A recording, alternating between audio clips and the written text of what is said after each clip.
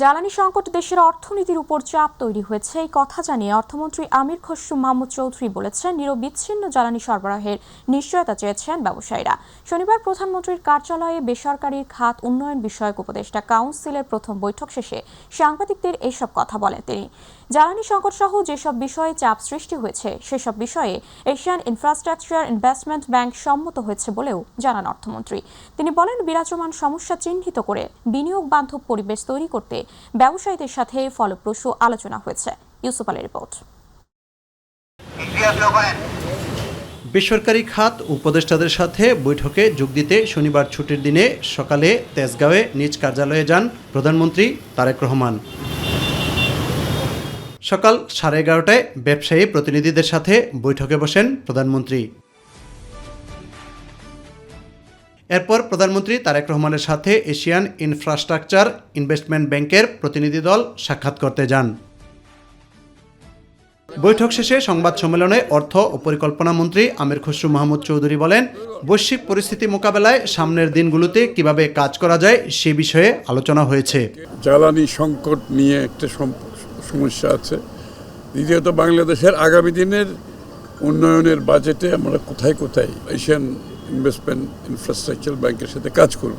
জ্বালানি সংকটের কারণে যে চাপ সৃষ্টি হচ্ছে অর্থনীতির উপরে, বাংলাদেশের উপর না, সারা বিশ্বের সব দেশের উপর এই চাপটা সৃষ্টি হচ্ছে। এখান থেকে বের হওয়ার জন্য আমরা বাজেট সাপোর্টের সম্বন্ধে আলাপ হয়েছে এবং তারা সম্মত হয়েছে, তারা বাজেট সাপোর্ট দেবে বাংলাদেশকে। এছাড়া বিনিয়োগ বাড়াতে ব্যবসায়ীদের সাথে আলোচনা হয়েছে বলেও জানান অর্থমন্ত্রী আমির খসরু মাহমুদ চৌধুরী। বাংলাদেশে তো ব্যবসার উপর অনেক সংকট বিগত দিনে আমরা শুনে আসছি, যে cost of doing business, is of doing business, এগুলো তো অনেক সংকট তো আছে। তো নেই, ওনাদের মুখ থেকে শুনতে চেয়েছিলেন বিনিয়োগ বান্ধবের হওয়ার যে প্রক্রিয়া, সেই হিসাবে আজকে ব্যবসায়ী নেতৃবৃন্দের সাথে বসা হয়েছে। তাদের কাছ থেকে উনি শুনেছেন যে বিনিয়োগের পথে বাধা কোথায়, তাদের বিনিয়োগে বাধা কোথায় কোথায় পাচ্ছে, এগুলোর সমাধান উনি করতে চান, খুব সহসা করতে চান এবং এইগুলো শুনেছেন। কিছু কিছু সমাধান অন দ্য স্পট দিয়েছেন, আর বাকিগুলো আলোচনার মাধ্যমে সমাধান দেওয়া হবে। প্রধানমন্ত্রীর সাথে প্রথম বৈঠকে মধ্যপ্রাচ্যে যুদ্ধ পরিস্থিতির মধ্যে নিরবিচ্ছিন্ন জ্বালানি সরবরাহ নিশ্চিত করতে প্রধানমন্ত্রীর সহায়তা চান ব্যবসায়ী নেতারা। ইউসুফ আলী, মাই টিভি, ঢাকা। জ্বালানি ও বিদ্যুৎ সাশ্রয়ের 1 ঘণ্টা কমিয়ে ব্যাংকের নতুন সময়সূচি ঘোষণা করেছে কেন্দ্রীয় ব্যাংক। নতুন সময়সূচি অনুযায়ী ব্যাংকের লেনদেন চলবে সকাল 10টা থেকে বিকেল 3টা পর্যন্ত, আর ব্যাংকের অফিস সময় থাকবে সকাল 10টা থেকে বিকেল 4টা পর্যন্ত। শনিবার বাংলাদেশ ব্যাংক এই সংক্রান্ত নির্দেশনা জারি করেছে। স্বাভাবিক সময় ব্যাংকের লেনদেন সকাল 10টা থেকে বিকেল 4টা পর্যন্ত, আর ব্যাংকের অফিস ছিল সকাল 10টা থেকে সন্ধ্যা 6টা পর্যন্ত। নির্দেশনায় বলা হয়েছে, জ্বালানি ও বিদ্যুৎ সাশ্রয়ে সরকার ঘোষিত পরিবর্তিত অফিস সময়সূচি 5 এপ্রিল থেকে পরবর্তী নির্দেশ না দেওয়া পর্যন্ত পরিচালিত হবে। সমুদ্র, স্থল ও বিমানবন্দর এলাকায় ব্যাংকের শাখা, উপশাখা ও বুথ সপ্তাহের 7 দিন 24 ঘণ্টা খোলা রাখার আগের নির্দেশনা যথাযথ বহাল থাকবে। গত বৃহস্পতিবার মন্ত্রিসভার বৈঠকে দেশে চলমান জ্বালানি সংকটের পরিপ্রেক্ষিতে সরকারি বেসরকারি সব অফিসের নতুন সময়সীমা নির্ধারণ করেছে সরকার। রোববার থেকে এই সিদ্ধান্ত কার্যকর হবে। মাদারীপুরের কালকিনি ও ডাসার উপজেলায় তীব্র ডিজেল সংকট দেখা দেওয়ায় বোরো ধান ও পাট ও চাষিরা চরম বিপাকে পড়েছেন। সেচের জন্য প্রয়োজনীয় ডিজেল না পাওয়ায় জমিতে পানি দিতে পারছেন না কৃষকরা, ফলে ফসলের ব্যাপক ক্ষতির আশঙ্কা দেখা দিয়েছে। দ্রুত সরবরাহ স্বাভাবিকের দাবি কৃষকদের। অপরদিকে প্রশাসন বলছে সমাধানে কাজ চলছে। বিস্তারিত জানাচ্ছেন প্রতিনিধি মোহাম্মদ জিয়াউদ্দিন লিয়াকত।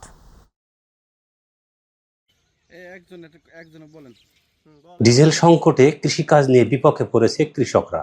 সময় মতো সেচের পানি না পাওয়ায় বোরো ধান ও পাট উৎপাদনে ক্ষতির আশঙ্কা তৈরি হয়েছে মাদারীপুরের কালকিনি ও ডাসার উপজেলায়। জ্বালানি সংকটে ট্রাক্টর ব্যবহার করতে পারছেন না কৃষকরা। কৃষকদের অভিযোগ, ঘন্টার পর ঘন্টা লাইনে দাঁড়িয়ে থেকেও ডিজেল পাওয়া যাচ্ছে না। অন্যদিকে ডিজেল সংকটে সেচ পাম্প ও ট্রাক্টর মেশিন বন্ধ থাকায় চরম ক্ষতির মুখে পাট চাষিরা। সময় মতো সেচ দিতে না পারায় পাট বীজ বপনে দেরি হয়, পাটের বৃদ্ধি ব্যাহত হচ্ছে। তেলের জন্য ভুই ভিজাইতে পারছি না, মাটি শুকনা, সার বুনতে পারছি না। টিলার বন্ধ হয়ে গেছে তেল বাগুর, আর তেল তো আমি পাম্পে পাই না। এখন আমার জমিওয়ালারা আমার অত্যাচার করতে আছে। তেল না পাইলে এই কৃষকের পাটের দানা বোনা বন্ধ হয়ে যাবে। অনেকেই বাধ্য হয়ে বেশি দামে খোলা বাজার থেকে ডিজেল কিনছেন, এতে উৎপাদন খরচ বেড়ে গেছে কয়েক গুণ। দ্রুত ডিজেল সরবরাহ স্বাভাবিক করা এবং বাজারে কঠোর তদারকি জোরদারের দাবির পাশাপাশি চলতি মৌসুমে বোরো ও পাট উৎপাদনে বড় ধরনের ক্ষতির আশঙ্কার কথা জানালেন ক্ষতিগ্রস্ত কৃষকরা। আমার তেল লাগে দৈনিক 30টা, আমি তেল গেলে ভাই 5টা, আমার জমি অনেক শুকাই যাইতেছে, আমি তেল বগর চাষ করতেই না। তেল দিতে আসি, তেল যদি না পাইতে আমার এই যে ধানের চিটা হয়ে যাব। তেল না পাই তাহলে আমার পাট বোনা বন্ধ হয়ে যায়, এর জন্য অনেক ক্ষতি হয়ে যায়। এদিকে কৃষকদের চাষাবাদে নিয়মিত ডিজেল সরবরাহে প্রতিটি পেট্রোল পাম্পে ট্যাগ অফিসার নিয়োগ দেওয়া হয়েছে বলছেন প্রশাসন। পাম্প মালিকদের সাথে নিয়মিত যোগাযোগ রাখতেছি এবং ইতিমধ্যে একজন ট্যাগ অফিসার নিয়োগ দেওয়া হয়েছে, যাতে কৃষকদের আসলে প্রতিদিন অন্তত তেল দেওয়া হয়। নির্দিষ্ট সময় বেঁধে দিয়েছি, সকাল 8টা থেকে সকাল 10টা পর্যন্ত এবং রাত 8টা থেকে যতক্ষণ পর্যন্ত ডিজেল থাকে ততক্ষণ পর্যন্তই কৃষকদেরকে ডিজেল সরবরাহ করার নির্দেশনা দেওয়া হয়েছে। পানি দিতে না পারায় সেচ কার্যক্রম ব্যাহত হওয়ায় মাঠ শুকিয়ে যাচ্ছে, ফলে কাঙ্ক্ষিত ফসল উৎপাদনের শঙ্কা রয়েছে। এতে দেশের সার্বিক খাদ্য নিরাপত্তার হুমকি বলে মনে করেন সংশ্লিষ্টরা।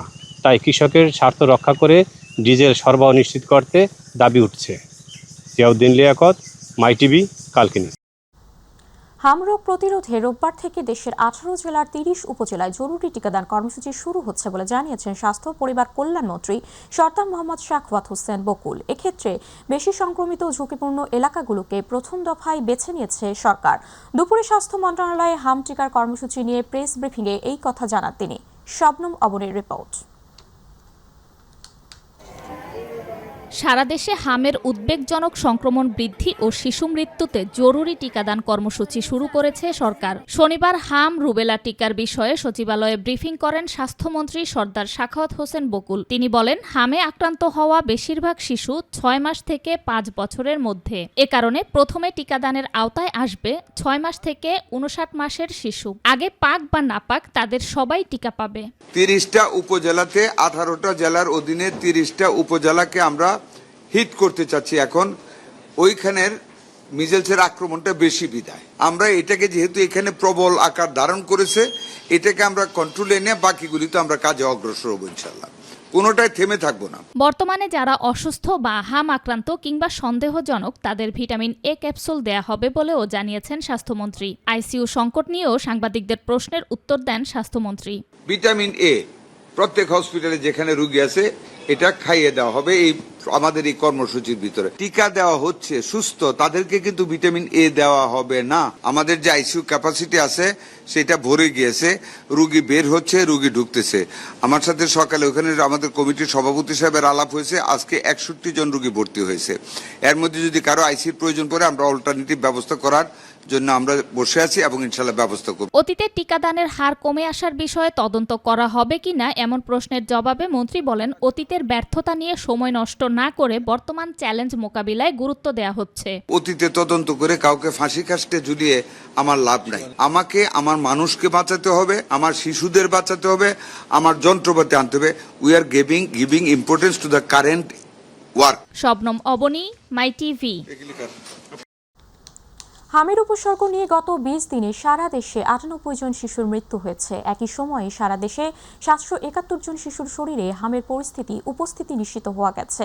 এর মধ্যে গত 24 ঘন্টায় হামের উপসর্গ নিয়ে মৃত্যু হয়েছে 4 জন শিশুর। শনিবার স্বাস্থ্য অধিদপ্তরের নিয়মিত সংবাদ বিজ্ঞপ্তিতে এইসব তথ্য জানানো হয়। এছাড়া দেশের বর্তমান হাম পরিস্থিতির সার্বিক চিত্রও তুলে ধরা হয়। এতে বলা হয়েছে, গত 15 মার্চ থেকে এখন পর্যন্ত সারা দেশে হাম সন্দেহে 5792 জন শিশুকে হাসপাতালে ভর্তি করা হয়েছে। তাদের মধ্যে পরীক্ষায় 771 জনের শরীরে হাম শনাক্ত হয়েছে। আক্রান্তদের মধ্যে সবচেয়ে বেশি রোগী পাওয়া গেছে ঢাকা বিভাগে। এই বিভাগে মোট 318 জন শিশু হামে আক্রান্ত হয়েছে।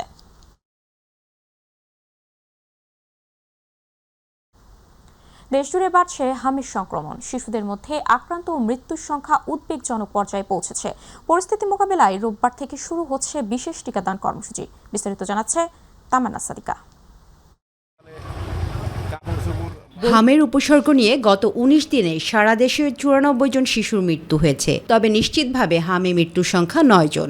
একই সময়ে 711 জন শিশুর শরীরে হামের উপস্থিতি নিশ্চিত হয়েছে।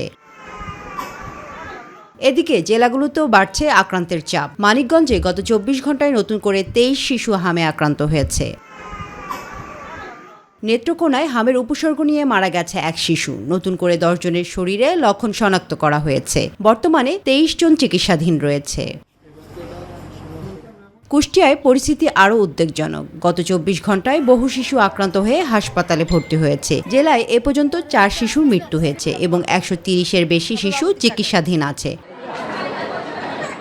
বরগুনা জেলায় হামে আক্রান্ত শিশুর সংখ্যা ক্রমেই বাড়ছে। উপসর্গ নিয়ে আসা 98 জনের মধ্যে 26 জনের শরীরে হাম। আমরা মনে করছি লুতি, বাড়িতে বসে পরিষ্কারভাবে রাখছি, তারপরে দেখি মুখ দিয়ে কিছু খাইতে পারে না খাওয়ানে আমরা স্যারের কাছে নিয়ে এসি। 3 দিনের মাথায় আর কি নাকি বাচ্চার গায়ে একটু গুড়ি কি যেন উঠছে, ডাক্তার দেখে বলছে হামটা নাকি বলে সোয়াছে এরকম, সেই জন্য আমাদের এখানে 5 তলায় আনছে। তবে বরগুনা জেনারেল হাসপাতালের এই কর্মকর্তা জানান, দ্রুত ব্যবস্থা নেয়ার ও নিয়ন্ত্রণে রাখার ব্যাপারে তারা আশাবাদী। মিজলস একটি সংক্রামক রোগ এবং খুবই ছোঁয়াচে একটা রোগ, বাতাসের মাধ্যমে এটা ছড়ায়। সাধারণত 1 বছরের আশেপাশে এই বয়সের বাচ্চাদের বেশি হওয়ার কথা, কিন্তু এখন আমরা দেখতে পাচ্ছি যে 3 মাস, 4 মাস, 6 মাসের বাচ্চাদেরও এই হাম রোগটা হচ্ছে। কিছু রোগী আমাদের হাসপাতালে ভর্তি দেওয়া লাগতেছে। যেসব রোগী একটু সুস্থ, জ্বর আছে কিন্তু খাওয়া দাওয়া করতে পারতেছে, তাদেরকে আমরা বাসায় রেখে চিকিৎসা করতে। সংক্রমণ নিয়ন্ত্রণে রোববার থেকে সারা দেশে শুরু হচ্ছে বিশেষ টিকাদান কর্মসূচি। 6 মাস থেকে 10 বছর বয়সী শিশুরা এই টিকার আওতায় থাকবে। তামান্না সাদিকা, মাই টিভি। অন্তর্বর্তী সরকারের সংস্কার উদ্যোগগুলোকে এগিয়ে নিতে সাবেক প্রধান উপদেষ্টা ডক্টর মোহাম্মদ ইউনূস সহ তার সরকারের সকল উপদেষ্টাকে রাজপথে বিক্ষোভে নামার আহ্বান জানিয়েছেন জাতীয় নাগরিক পার্টি এনসিপি আহ্বায়ক ও বিরোধী দলীয় চিফ হুইপ নাহিদ ইসলাম। পবিত্র ওমরা পালন শেষে শনিবার দুপুরে হযরত শাহজালাল আন্তর্জাতিক বিমানবন্দরে নেমে সাংবাদিকদের প্রশ্নের জবাবে তিনি এই আহ্বান জানান। নাহিদ ইসলাম বলেন, সংস্কারকে কেন্দ্র করে যা হচ্ছে তা অপ্রত্যাশিত নয়। এই রাজনীতি 5 আগস্টের পর থেকে ঐক্যমত্য কমিশন থেকেই শুরু হয়েছে। বিএনপির সমালোচনা করে এনসিপি আহ্বায়ক বলেন, এখন দেখা যাচ্ছে নির্বাচনের পর বিএনপি 2/3 আসন পাওয়ার পর আর কিছুকে তোয়াক্কা করছে না। তারা গণভোটের গণনায় বাতিল করে দিয়েছে। যারা অন্তর্বর্তী সরকারের দায়িত্বে ছিলেন, ডক্টর মোহাম্মদ ইউনূস সহ, তারা অধ্যাদেশ করে চলে গিয়েছে, একটা ইলেকশন ইঞ্জিনিয়ারিং করে বিএনপির হাতে ক্ষমতা দিয়ে চলে গিয়েছে। এখন এই আইনগুলো, অধ্যাদেশগুলো বাতিল হয়ে যাবে, সংস্কার হবে না, আর তারা কোনো কথা বলবে না, তারা যার ক্যারিয়ারে ফিরে যাবে। এটা কিন্তু হবে না। জনগণের কাঠগড়া তাদেরকেও দাঁড় হতে হবে। মানুষের রক্তের উপর দিয়ে আমরা তাদেরকে ক্ষমতা দিয়েছিলাম, তারা আমাদেরকে নিরাশ করেছে, কিন্তু যতটুকু অর্জন সেই সময় হয়েছে, সেই অর্জন ধরে রাখার জন্য তাদেরকেও মাঠে নামতে হবে। ফলে ডক্টর মোহাম্মদ ইউনূসকেও আমি রাজপথে এই বিক্ষোভে নামার আহ্বান জানাচ্ছি, ডক্টর মোহাম্মদ ইউনূস সহ সকল উপদেষ্টাদের। জুলাই সনদ বাস্তবায়নের সাথে গণভোটের কোনো সম্পর্ক নেই বলে জানিয়েছেন আইন বিচার ও সংসদ বিষয়ক মন্ত্রী অ্যাডভোকেট মোহাম্মদ আসাদুজ্জামান। ঝিনাইদহের শৈলকুপা উপজেলার ধাউরা গ্রামে খাল খনন কর্মসূচির উদ্বোধনী অনুষ্ঠানে প্রধান অতিথির বক্তব্যে তিনি কথা বলেন। মন্ত্রী বলেন, জুলাই সনদ বাস্তবায়ন করা হবে সংবিধান সংশোধনের মাধ্যমে। তিনি আরও বলেন, তেলের দাম বৃদ্ধি করা হয়নি। যদি কেউ অস্থিতিশীল পরিবেশ তৈরি করে, তাহলে বিশেষ ক্ষমতা আইনে কালোবাজারি ও মজুতদারের বিরুদ্ধে ব্যবস্থা নেওয়া হবে, যার সর্বোচ্চ শাস্তি মৃত্যুদণ্ড।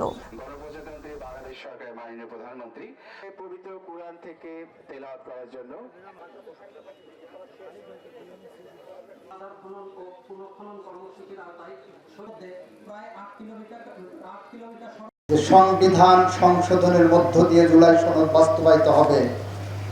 সুতরাং যারা বলছেন গণভোট বাতিল হলে জুলাই সনদ বাতিল হবে, এটা মিথ্যা বিভ্রান্তিকর তথ্য। তারা বলেন 72-এর সংবিধান মানি না। আমরা বলি 72-এর সংবিধান জুলাই সনদের অংশ এবং জুলাই সনদও 72-এর সংবিধানে ঢোকার অপেক্ষায় আছে। গণভোটের রায়ের বিরুদ্ধে সরকারি দলের অবস্থানের প্রতিবাদে রাজধানীতে বিক্ষোভ করেছে 11 দলীয় ঐক্য। জাতীয় সংসদ অধিবেশনে অন্তর্বর্তী সরকারের আমলে জারি করা 20টি অধ্যাদেশ নিয়ে সরকারের অবস্থানের কড়া সমালোচনা করে বক্তারা কঠোর আন্দোলনের হুঁশিয়ারি দেন। তারা বলেন, সংস্কার এড়িয়ে আবারও ফ্যাসিবাদ কায়েম করতে চাইলে বিএনপিকেও ফ্যাসিবাদের পরিণতি ভোগ করতে হবে।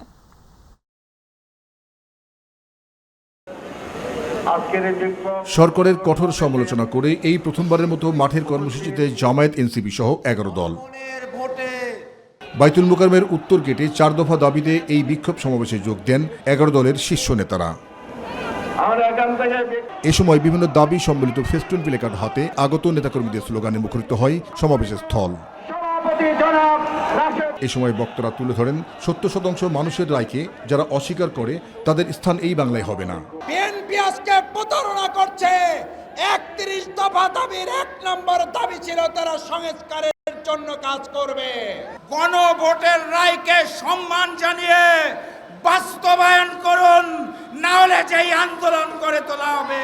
জনগণ গণভোটের মধ্য দিয়ে বাংলাদেশের রাষ্ট্র কাঠামোতে যে পরিবর্তন চেয়েছে, আজকে 2/3 ক্ষমতার জোরে তারা সেটাকে অমান্য করার পায়তারা করছে। সরকার যদি সংস্কার করে, জনস্বার্থে কাজ করে, সহযোগিতা দেব। জনস্বার্থের বিরুদ্ধে গেলে রাজপথে প্রতিবাদ, সংসদে প্রতিবাদ। আর বাংলাদেশ খেলাফত মজলিসের আমির মামুনুল হক বলেন, গণভোটের রায় অস্বীকার করা ফ্যাসিবাদী আচরণ। জুলাই বিপ্লবের রক্তের উপর প্রতিষ্ঠিত নতুন বাংলাদেশে সুবিধাবাদের রাজনীতি, মুনাফিকের রাজনীতি বাংলার মানুষ সহ্য করবে না। রাজপথের পরিণতি সরকারি দলের জন্য কখনো ভালো ছিল না বলে মন্তব্য করে জ্বালানি সংকট নিয়ে কঠোর সমালোচনা করেন জামায়াতে নায়েবে আমির আজহারুল ইসলাম। জনগণের বিরুদ্ধে অবস্থান গ্রহণ করবেন না, আমাদেরকে রাজপথে আসতে বাধ্য করবেন না। রাজপথের আন্দোলনের ফলাফল সরকারি দলের জন্য কোনো শুভ অবস্থা হয়নি, কোনো সময় হবে না। আমাদেরকে অত্যাচারে ভয় দেখাবেন না। পরে দাবি আদায়ে আগামী দিনে আরও কঠোর কর্মসূচির ঘোষণাও দেন নেতারা। জাহিদ আহমেদ বাবু, মাই টিভি, ঢাকা। বিএনপির মহাসচিব স্থানীয় সরকার, পল্লী উন্নয়ন ও সমবায় মন্ত্রী মির্জা ফখরুল ইসলাম আলমগীর বলেছেন, বিগত 15 বছর ফ্যাসিস্ট সরকার মুক্তিযুদ্ধের প্রকৃত ইতিহাস জানতে দেয়নি, বিকৃত ইতিহাস জানিয়েছে। পরবর্তী প্রজন্ম ও জেএনজিদের প্রকৃত ইতিহাস জানাতে হবে। তিনি আজ হবিগঞ্জের মাধবপুর উপজেলার তেলিয়াপাড়া চা বাগানে ঐতিহাসিক তেলিয়াপাড়া দিবস উপলক্ষে আয়োজিত মুক্তিযোদ্ধা সমাবেশে প্রধান অতিথির বক্তব্যে এই কথাগুলো বলেন। জেলা মুক্তিযোদ্ধা ইউনিট কমান্ডার আহ্বায়ক বীর মুক্তিযোদ্ধা গোলাম মোস্তফা রফিকের সভাপতিত্বে সদস্য সচিব হুমায়ুন কবিরের সঞ্চালনায় এতে বিশেষ অতিথি ছিলেন মুক্তিযুদ্ধ বিষয়ক মন্ত্রী অ্যাডভোকেট আহমদ আজম খান, মুক্তিযুদ্ধ বিষয়ক মন্ত্রণালয়ের প্রতিমন্ত্রী ইশরাক হোসেন এমপি, জাতীয় সংসদের হুইপ আলহাজ জি কে গৌস এমপি, আন্তর্জাতিক অপরাধ ট্রাইব্যুনালের chief prosecutor advocate Aminul Islam সহ অন্যান্যরা। আমাদের সকলে, বিশেষ করে আপনাদের এই তেলিয়াপাড়া এবং হবিগঞ্জবাসীর সবচেয়ে বড় গর্ব, এই তেলিয়াপাড়ার মুক্তিযুদ্ধের যে শুরুটা, তাকে কেন্দ্র করে জাতীয় নির্বাচনের যে সকল নেতাদের মনোনয়ন দেওয়া যায়নি সে সকল ত্যাগী নেতাদের জেলা পরিষদের প্রশাসক করা হয়েছে বলে জানিয়েছেন স্থানীয় সরকার প্রতিমন্ত্রী মীর শাহে আলম। বলেন, বর্তমানে দলীয় বিবেচনায় পদ পেলেও সব মিলিয়ে তাদের জবাবদিহিতার আওতায় আনা হবে। দুপুরে নবনিযুক্ত জেলা পরিষদের প্রশাসকদের নিয়ে বিএনপির প্রতিষ্ঠাতা শহীদ রাষ্ট্রপতি জিয়াউর রহমানের সমাধিতে শ্রদ্ধা নিবেদন শেষে এসব কথা বলেন তিনি। এই সময় প্রতিমন্ত্রী আরও বলেন, জেলা নির্বাচন সংক্রান্ত অধ্যাদেশগুলো আইন আকারে পাশ হলেই স্থানীয় সরকার নির্বাচনের ঘোষণা আসবে। স্থানীয় সরকার নির্বাচনের দলীয় প্রতীক থাকবে না বলেও জানান প্রতিমন্ত্রী। জানান, ঢাকা সিটি উত্তর কর্পোরেশনের সাবেক প্রশাসক এজাজের বিরুদ্ধে তদন্ত চলছে। দলীয় লোক ভবিষ্যতে নির্বাচনে অংশগ্রহণ করবে বলে নিজেদের স্বার্থে নিরপেক্ষ থাকবে বলেও জানান প্রতিমন্ত্রী। দলীয় বিবেচনায় যাদেরকে আমরা নিয়োগ দিয়েছি তারা পুরা জেলা চেনেন, দলীয় নেতাকর্মী চেনেন, এবং তাদের মাধ্যমেই নির্বাচনের আগ পর্যন্ত জেলার ব্যাপক উন্নয়ন হবে এবং জেলা পরিষদের যে সেবামূলক কর্মকাণ্ড সেটি সঠিকভাবে পরিচালিত হবে। এই গাবতলী, গুয়াহাটি সহ বিভিন্ন বিষয়ে ইতিমধ্যে আপনাদের আছে। এই হচ্ছে নিরপেক্ষ লোকের চরিত্র। দলীয় লোকেরা যেহেতু তারা নির্বাচন করবেন ভবিষ্যতে, জনগণের কাছে দায়বদ্ধতা আছে, ফলে দলীয় লোকেরা আপনারা নিশ্চিত থাকতে পারেন তারা কখনোই জনগণের বিপক্ষে যাবে এবং দুর্নীতি হবে, এ ধরনের ঘটনার সাথে কখনোই জড়িত হবে না। এটা আমরা দলের মনে প্রাণে বিশ্বাস করি। রাজধানীর কদমতলী এলাকায় একটি গ্যাস লাইটার তৈরির কারখানায় ভয়াবহ অগ্নিকাণ্ডের ঘটনায় 5 জনের মরদেহ উদ্ধার করেছে ফায়ার সার্ভিস। দুপুরে কেরানীগঞ্জের কদমতলী গোল চত্বর এলাকায় অবস্থিত ওই কারখানায় আগুনের সূত্রপাত হয়। ফায়ার সার্ভিসের নিয়ন্ত্রণ কক্ষের দায়িত্বরত কর্মকর্তা জানান, দুপুর 1:11 তারা আগুন লাগার খবর পান। 7টি ইউনিট আগুন নিয়ন্ত্রণে আনার কাজ করে। দুপুর 2:30টার দিকে আগুন নিয়ন্ত্রণে আসে। এদিকে সন্ধ্যায় ঘটনাস্থল পরিদর্শন করেছেন স্বাস্থ্যমন্ত্রী সর্দার সাকওয়াত হোসেন বকুল। তিনি জানিয়েছেন, নিহতদের পরিবারকে প্রাথমিকভাবে 2 লাখ টাকা করে সরকারি সহায়তা দেওয়া হবে। সংস্কৃতি বিষয়ক প্রতিমন্ত্রী আলী নেওয়াজ মাহমুদ খৈয়াম এমপি বলেছেন, এবার 30 সালে জাতীয়ভাবে জাতীয় কবি কাজী নজরুল ইসলামের ১২৭তম জন্মজয়ন্তী উদযাপিত হবে। প্রধানমন্ত্রী তারেক রহমান নজরুল জন্মজয়ন্তীর অনুষ্ঠানে প্রধান অতিথি হিসেবে উপস্থিত থাকতে সম্মতি দিয়েছেন। তিনি বলেন, সুস্থ ধারার সংস্কৃতি ফিরিয়ে আনতে মনস্তাত্ত্বিক পরিবর্তনের মধ্যে দিয়ে ময়মনসিংহকে মডেল হিসেবে নিতে একটা পাইলট প্রকল্প গ্রহণ করতে চায় সরকার।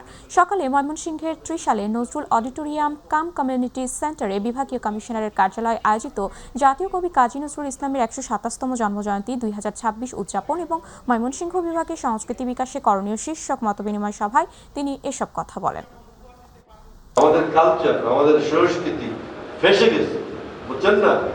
এই নানা ধরনের চিন্তা, নানা ধরনের প্রবণতা আমাদের সংস্কৃতি কিন্তু একদম গর্তের মধ্যে আটকে গেছে। তো so you have to rescue, এটাকে আপনাকে উদ্ধার করতে হবে।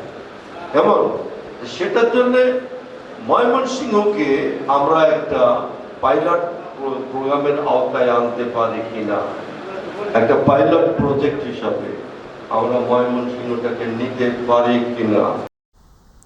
একটি দল আন্দোলনের নামে দেশকে সংকটের দিকে ঠেলে দিচ্ছে বলে মন্তব্য করেছেন ঢাকা দক্ষিণ সিটি কর্পোরেশনের প্রশাসক আব্দুস সালাম। তিনি বলেন, হঠকারিতা না করে ধৈর্য ধরে গণতান্ত্রিক প্রক্রিয়ায় এগোতে হবে এবং কথার চেয়ে কাজের মাধ্যমে জনগণের আস্থা অর্জন করতে হবে। শনিবার প্রেস ক্লাবে শিশু কিশোর জিয়া মেলা কেন্দ্রীয় কমিটি আয়োজিত এক আলোচনা সভায় এসব কথা বলেন তিনি। 17টা বছর পরে গণতন্ত্রের মুখ এই দেশের মানুষ দেখছেন, কাজে একটু ধৈর্য ধরেন, সরকারকে সময় দেন। 1 মাস 2 মাসের মধ্যে সব কিছু পাল্টে যাবে না, কিন্তু আপনারা যদি 1 মাস 2 মাসের মধ্যেই বিরোধিতা শুরু করে হঠকারী কর্মসূচি দিয়ে যদি দেশের ক্ষতি করেন, এটার জন্য কিন্তু জনগণও আপনাদেরকে ক্ষমা করবে না। সংসদে ওয়াক আউটের মাধ্যমে যেন কোনোভাবেই ফ্যাসিস্ট শক্তির ফিরে আসার সুযোগ তৈরি না হয়, এ বিষয়ে বিরোধী দলকে সতর্ক থাকার আহ্বান জানিয়েছেন সরকারি দলের whip advocate M Ruhul Kuddus Talukdar Dulu. তিনি বলেন, গণতন্ত্র ও সংসদকে কার্যকর রাখতে সবাইকে দায়িত্বশীল ভূমিকা রাখতে হবে এবং সংবিধানের আলোকে সংস্কারেই এগোতে হবে। শনিবার জাতীয় প্রেস ক্লাবে ঢাকায় অবস্থিত নাটোর জেলা সাংবাদিক সমিতির উদ্যোগে আয়োজিত এক সংবাদ সম্মেলনে এসব কথা বলেন তিনি।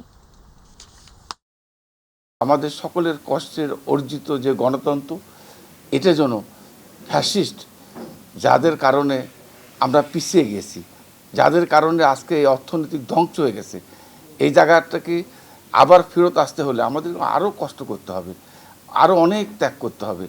আর এই জন্য আমরা চাই সকলে মিলে ঐক্যবদ্ধভাবে আজকে এই দেশটাকে আগামী দিনে এগিয়ে নিয়ে যেতে হবে। জুলাই জাতীয় সনদ বাস্তবায়নে টেকসই গণতন্ত্র প্রতিষ্ঠার প্রধান পথ বলে মনে করেন সুপ্রিম কোর্টের আইনজীবী অ্যাডভোকেট শিশির মনির। জাতীয় প্রেস ক্লাবে এক গোল টেবিল সংলাপে তিনি বলেন, গণ অভ্যুত্থান পরবর্তী সময়ে জনগণের ইচ্ছার ভিত্তিতেই রাষ্ট্র পরিচালনার বৈধতা প্রতিষ্ঠিত হয়েছে এবং গণভোটে পাওয়া জনরার সেই অবস্থানকে আরও শক্তিশালী করেছে। তাই রাজনৈতিক সংকীর্ণতা এড়িয়ে দ্রুত সনদ বাস্তবায়নে কার্যকর উদ্যোগ নেওয়ার আহ্বান জানান তিনি। এমন কোনো একটা নাগপাশ তাদের সামনে আছে যা কিছু বোঝা সত্ত্বেও এই প্রায় 70% মানুষের চিন্তাকে বুলুণ্ঠিত করতে আমার ভাইয়েরা বাধ্য হচ্ছেন। গণভোট হলো এইটার অধীনে, নির্বাচন হলো এইটার অধীনে, এই কথা কিন্তু ভুললে চলবে না। নির্বাচন কিন্তু এই আদেশ বাকি রেখে কোনো নির্বাচনের কল্পনা করা যাবে না। এই আদেশের বাইরে গিয়া বাংলাদেশের জাতীয় নির্বাচনও হয় নাই, গণভোটও হয় নাই।